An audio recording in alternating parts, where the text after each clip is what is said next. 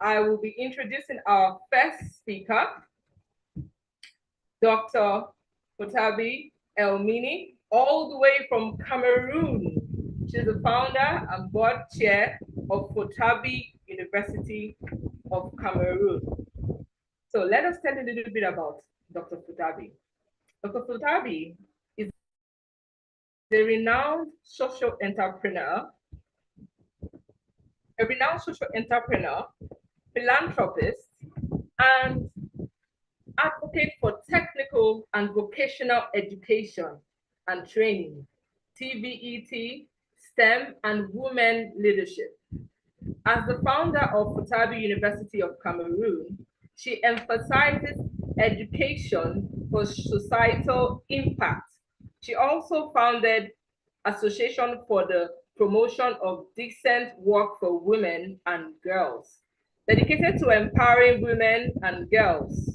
Her Leadership Academy focuses on career readiness through technical skills, while her annual Girls in STEM scholarship program supports women in STEM. A seasoned corporate trainer and speaker at over 500 conferences globally, Dr. Fotabe has received numerous awards, including the 2021 Entrepreneurship Champions Award and the 2022 Courage Award for promoting women in leadership. Dr. Fotabe firmly believes that when women and youth are equipped with the right tools, they can make significant contributions to the global peace, stability, and economic development. Please join me welcome with a rousing ovation, a virtual rousing ovation, Dr. Fotabe Elmine. Thank you so much. You're welcome, madam. Thank you so much. Thank you. Good evening, everyone. Good evening. Thank you, our beautiful host. Thank you all for being here. I'm so happy to be here, and I want to thank you very much for that very kind introduction, Tutu. Thank you so much. I want to thank Ugo for putting this together. I'm so proud of her for this. And for our host, Dr. Genevieve, you're doing an amazing job. Thank you, and inspiration. So all the women who are here this evening, those of you who were here yesterday, thank you for being here. This is a testament to the fact that you really want to prepare yourselves for bigger things, and this is what women have to do. Dr. Genevieve was asking, why do we need to prepare ourselves? I think that is because we have what it takes, and we need to tell ourselves that we have what it takes to get to wherever we want to get to. So thank you all for having me. I'll use the next 20 minutes or so to discuss preparing for C-suite through networking and mentorship. I'm going to share my story because I believe that all the lessons I have learned through my story. So I want to share my story with you. And my hope is that you're not only going to learn lessons, you're going to be inspired to aspire for bigger things. So I started my journey as a lecturer in my 20s. And every time I walked into class, I was reminded of the fact that there was something that our education needs. I thought that our education needed to be more holistic. And every time I walked into the lecture hall, I thought that it wasn't really so. So I wanted to do something. And that's how in 2015, Fotabe University of Cameroon was born. It was an exciting journey for me as a young person, then in my 30s. I thought I had achieved a great deal because I founded the Fotabe University of Cameroon, and we started with just 2 faculties. I thought, well, that was it. But before I knew it, it was necessary for me to expand. Expansion did not only mean increasing the number of faculties we had, but also embracing help, opening up to more people, working with more people.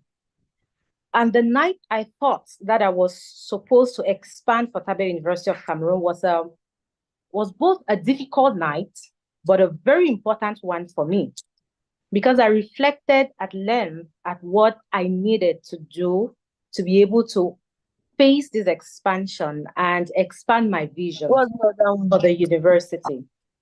I hope everyone can hear me. Yes, we can.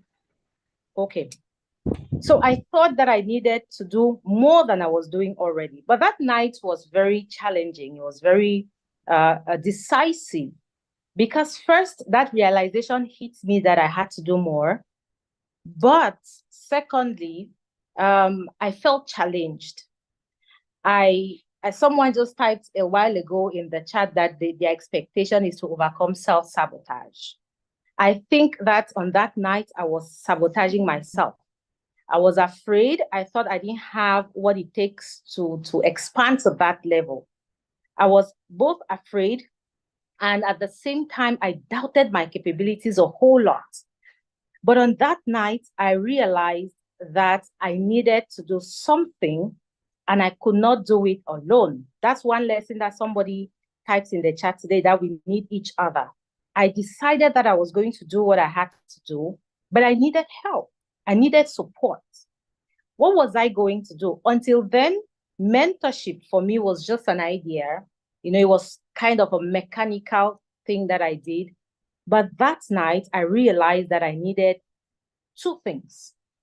I needed a mentor, and I needed also to be able to network effectively. Why did I need this? Why did I need to do all of this? I needed this because to expand, especially in our university sphere, you need to set up a board of trustees. Here I was, a young girl in my late 30s by then, getting to early 40s, thinking that I need to set up a board of trustees in the university sector. That's very challenging, because that meant that I needed to bring in distinguished people from all the spheres of our society. In academia, you have to think of the most experienced professors. In business, you have to think of very experienced and accomplished business people, from the government as well, from civil society. And I had to put all of that together. I was afraid.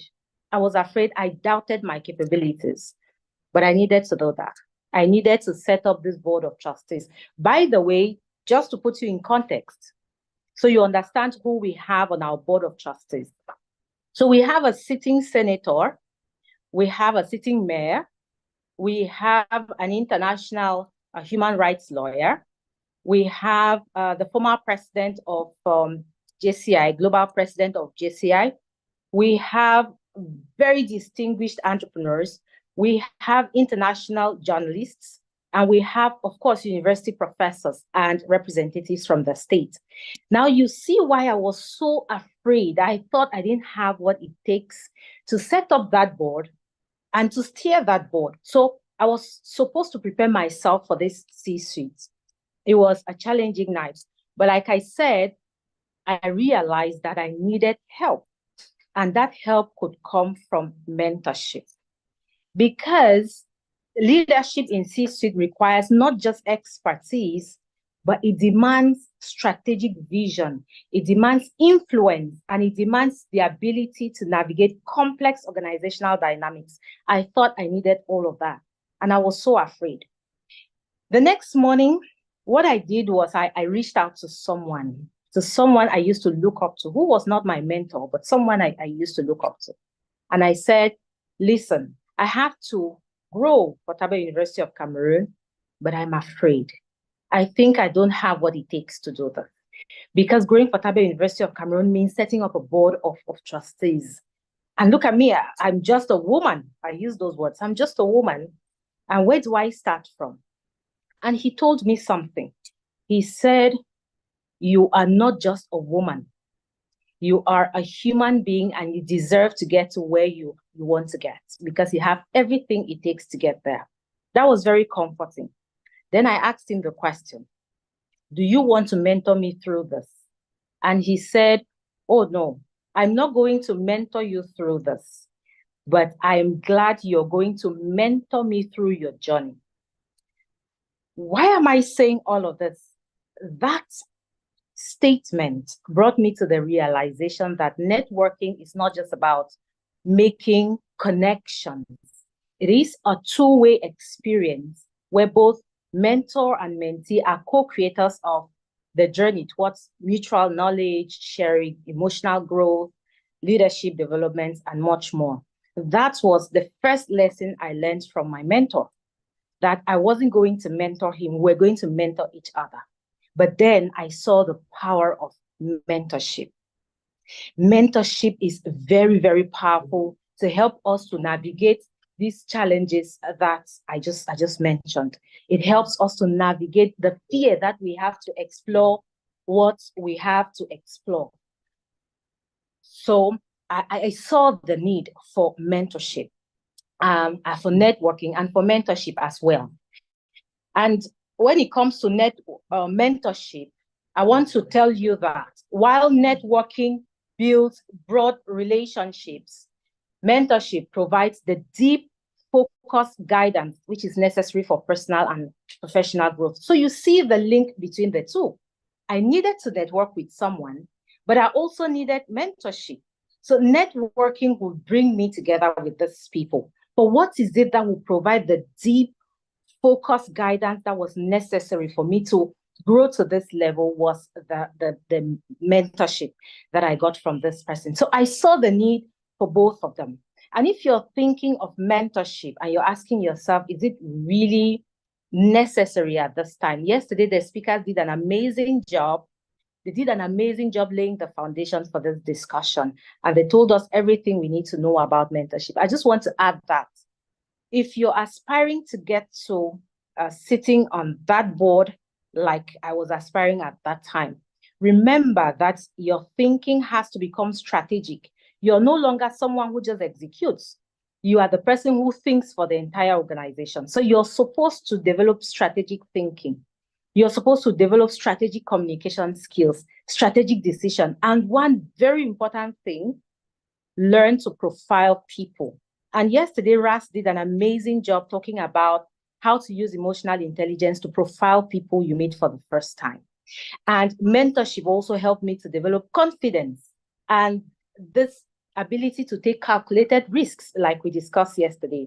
So it's very important for us to see the importance here of mentorship and at the same time to networking. Just imagine I did not know this person I walked up to. I would not know anything about networking. But you may be asking yourself right now, how do I leverage mentorship and networking as I aspire for C-suite? I have what I call, which is my personal mantra, and I call the 5 C's of leveraging mentorship and networking for C-suite. 5 C's. So I have put this together. I reflect on this, and this is what actually helped me to leverage networking and mentorship to be able to do the things that we're doing today. The first C is connect actively. By my nature, I wasn't the person to go out there and just easily connect with people. But I learned that I needed to connect actively. And I remember my mentor telling me, you cannot set up a good board if you do not go out there and actively connect with people. There is a difference between just connecting with people and actively connecting with people. Many of us here are connected right now because we find ourselves in this platform. But you start actively connecting when you reach out to people and you tell them, I like what you're doing. I love the presentation you did. This is what you're doing that I admire. This is what I aspire to do. And this is where I think I need your support. Going out there to actively connect with people is going to be a game changer for you, because it was for me. And my mentor helped me to see the need to connect actively with people. The second C that I use every day as a mantra is to cultivate diversity. Cultivate diversity. This is very important for us as women. You know, we have so many stereotypes. We, like myself, I was afraid. I doubted my capabilities. So we will tend sometimes to limit ourselves to working with women, sometimes limiting ourselves to work with younger people we think cannot challenge us. But the secret of leveraging mentorship and networking for C-suite is to cultivate diversity. And it begins from the mind. To think that I can learn from many different perspectives, and this is going to build me up to get to this place I want to get to. So cultivate diversity. As women, let us not squeeze ourselves into a certain mold. Let us not squeeze ourselves to think that, oh, we need to work exclusively with women to be able to grow. Let us not fear that people will challenge us. People from other cultures will not see things like us. It's actually a blessing, because then you develop this diverse perspective that helps you in strategic thinking, that helps you in strategic networking, that helps you in strategic communication, and every other thing you have to do when you sit on that seat in the boardroom. My third C, I'm very aware of time, so pardon me if I'm rushing the C's. The third C is you champion initiative. Champion initiative. This is one other thing that I think that my sisters, women, need to really, embrace. We have to take the initiative, go out, and do not wait until someone comes to us, but you champion the initiative. And even when you already have a mentor, champion the initiative, ask questions, ask the right questions, challenge yourself. Go out there and put yourself out there. I like to say that if we do not take the initiative, very little will come to us, because the world is like this. Everybody is looking for something. And if we are not actively looking for that thing, we'll hardly have it. So my third C is champion initiative. The fourth C is construct influence. You cannot aspire to C-suite like if you do not have influence. One of the speakers said something very beautiful yesterday, that we need to build a network of people who would speak for us when we're not in the room. That was very beautiful. And this is what influence does. When we construct influence, then people will speak on our behalf. And how do we construct this influence? Three things I always tell my mentees: show up, speak up, and act up. Show up. I am happy that you're all in this room. You show up. You're here. So every time you hear that there's an opportunity for you to learn, show up. Let people see you. This is how you build influence. Speak up. Let people understand your vision. Let people understand your values. This is how you attract people who can buy into that. And this is how you create influence. Act up. Is there something that needs to be done? Say, I'll do it. Even if you're not very skilled, take the challenge. Do it. This is how you construct influence. So do not forget, show up, speak up, and act up. And the fifth C, which is going to help us to close this discussion, is capitalize on relationships. I'm sure we're all Africans and we know this. My dad used to say that a wealthy person is not the person who has a lot of money at the bank, in their bank account, but a wealthy person is the person who has a lot of people. In effect, he was saying we have to learn to capitalize on relationships. We cannot leverage on mentorship and networking if we do not capitalize on the relationships we have. I have learned this, and I believe that every other person can learn it. I speak all over the place. I meet a lot of people, but it has taken me quite some effort to be able to capitalize on relationships, to actively go there, keep those relationships alive. It has been a kind of a lot of work for me, but it is paying off. So I hope that after this, if you have those relationships that you have neglected, please capitalize on them. That's the networking that you need to grow to this C-suite level. Do not forget what my mentor told me, that I cannot aspire to do the things I want to do if I do not have a very strong network. I saw that happen. You have seen the people who are on our board. It means that I have been able to stretch. I have a huge network. I am leveraging on that. And what has helped me to overcome that fear? What has helped us to be able to perform to the level where we are today? We have 7 faculties from the 2 we had.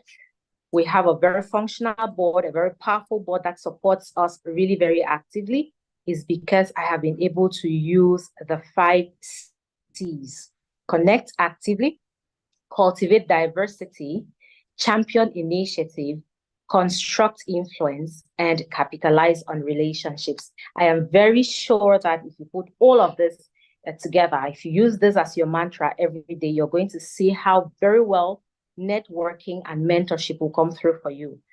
Thank you very much. Thank you. Wow. I'll take questions now. And thank you so much for your attention. Thank you so much, Dr. Fotabe. We're already giving a round of applause because you did excellently well. You were spot on. Thank you so much. Mentorship, networking, it's key to taking you into the C-suite level in the body. For whatever area you find yourself, this is key to growth in your career and in life generally. Thank you so much. I was taking notes and it really stuck out to me as you mentioned it. I wrote it down. The 5 C's of leveraging mentorship and networking: connect actively, cultivate diversity, champion initiative. I like to ask the right questions. You know, just ask. It's better to ask dumb questions than to make dumb mistakes, but ask. Ask questions, take initiative. Constructive influence, capitalize on relationship. Awesome. Show up, speak up, act up. Thank you so much. We've gathered a lot from this particular topic. We are so grateful. Thank you. Just before you go, I would like to ask you a few questions, and I can see that there are some comments and questions even in the chat room. So please don't go away. Even after I've asked the questions, I would like you to go into the chat room afterwards to see some of the questions in there, and as much as possible to answer them before we go to the next speaker, or while we're with the next speaker. But let me just ask a few questions very quickly that we want to know. So the first question is, do you feel the dynamics between male mentors and female mentees? Do you feel the dynamics between male mentors and female mentees differ from those between male mentors and male mentees? Did you get the question? Yes, I did. Yes, I did. Thank you. And yes, the answer is yes, because I just need to say that my mentor is male. So I have a male mentor. And yes, I can say that the dynamics can differ, even though it's important to recognize that every mentor-mentee relationship is unique. We have to always remember that. And all these relationships should be treated as unique relationships. It is true that in male mentor, female mentee relationships, there might be an added layer of sensitivity around issues like unconscious bias, gender expectations, and even power dynamics. But these relationships sometimes come under extra scrutiny, both internally and even externally. I experience that, and this can lead to greater caution and hesitation from both parties. So it is very important that in this kind of a relationship, people get to talk frankly. They understand the differences. They help each other to understand their different expectations, so that there's going to be openness, and so that personal challenges can be faced effectively. But yes, the dynamics can differ. Okay, thank you. The second question, what are some, as a C-suite executive, how do you approach mentoring others, and what strategies do you use to ensure you are providing meaningful guidance while also fostering independence in your mentees? Yeah, thank you very much. Um, as an executive at this level, I approach mentoring, like I mentioned during my presentation, with the belief that for mentorship to be effective, we have to balance providing guidance and cultivating self-reliance. This is what I tell my mentees. I will provide the guidance, but I need my mentees to also be self-reliant. So this is how I approach it. And I strive to create an environment where my mentees feel both supported and challenged at the same time. Um, and some of the things I typically do, I personalize mentorship. So it's not one size fits all. I listen to challenges, I see potential, I understand people's emotional intelligence, I understand their aspirations, then I tailor my mentorship to that. I also encourage ownership because I aim to instill this sense of ownership in their own development. So I do not want it to seem like it is me who is directing this mentorship. No, I am just guiding and supporting them to be able to develop themselves because I believe that all of us have what it takes within us. And sometimes we just need someone to bring that out. And so this is what I do. And I ask questions and I provide very honest and positive feedback to help my mentees to be able to create the opportunities for themselves to get to this level of development. Okay, thank you so much. Thank you. I just will take one question from the chat room. There are so many, but I'll just take a quick one. Then hopefully you can answer a few more from the chat room afterwards, please. So one of them from the chat room reads, "How can you identify who you want to be? Sorry, how can you identify who who you want to be your mentor?" Meaning, Okay. Well, I think I understand. How do you identify someone with the potential to mentor you? that's what the person is trying to say. I think that you look at where you're going and you look at where people are at. I was going to the helm of the board of trustees, and I needed support both academically, socially, and I needed someone with the experience to pilot a board. So I needed that. And in my network, I could identify someone with this experience. And here is the thing about leveraging on relationships. I said it before, capitalize on relationships. This mentor of mine was a member of the board of trustees of one of the universities where I started my career as a lecturer. And I kept that relationship from then. I saw the contributions. I listened to the speeches. I saw him dealing with people. Then I got to know that he is a leadership coach, someone who coaches and mentors the most senior executives of the largest companies we have in this country.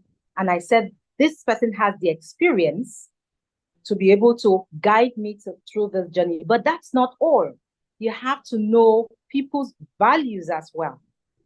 And I got to know this person. I talked to other people. I saw the way he dealt with other people, with women, with young people. And I looked at my own values and I said, yeah, we have something in common here. Because mentorship goes way beyond just someone with experience, with knowledge. Remember, we're women. And the first question that was asked was the differences in the dynamics of male mentor, female mentee. So these dynamics are there. You need to look for someone who has the values to respect boundaries, who has the values to help you grow without improper thoughts, improper desires, someone who would be happy to lift you as the rise. These are the things that you want to look at. So look at your values and seek out for someone who has those values. Today, it's quite easy. We can follow people on social media. We see what they talk about. We see their work. We spend time talking with them. So it's not a hasty decision. It's not something that I just see someone the first time and I say, this person is going to be a mentor. It takes time. I get actively involved. Remember the things I said, the 5 C's? I become very actively involved in building a relationship. Then I learn from them. I remember what I said about one of the skills I picked up from mentorship, profiling people, using emotional intelligence, listening to what they say, listening to look at how they say it, look at their body language when you meet them. All of those things will help you to see that this person could be a good mentor for me. Fantastic. Thank you so much, Dr. Fotabe Elmine. Thank you so much. We've learned a lot. That was transformational. Thank you so much.